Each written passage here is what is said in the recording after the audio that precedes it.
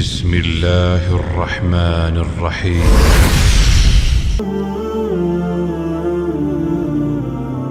السلام علیکم ورحمۃ اللہ وبرکاتہ۔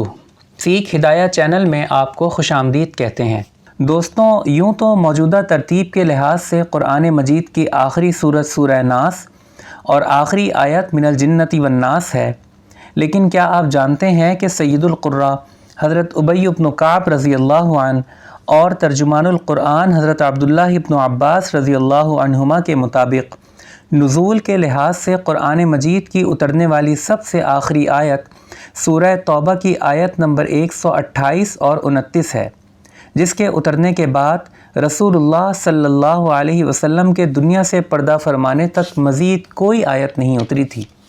ان آخری دو آیتوں میں سے آیت نمبر 129 یعنی فَإِن تَوَلَّوْا فَقُلْ حَسْبِيَ اللَّهُ لَا إِلَٰهَ إِلَّا هُوَ عَلَيْهِ تَوَكَّلْتُ وَهُوَ رَبُّ الْعَرْشِ الْعَظِيمِ کے بارے میں جناب نبی کریم صلی اللہ علیہ وسلم کا ارشاد ہے کہ جو شخص اس آیت کو 7 مرتبہ صبح اور 7 مرتبہ شام پڑھ لیا کرے، اللہ تعالیٰ اس کے دنیا اور آخرت کے ہر غم اور فکر کے لیے کافی ہو جائیں گے۔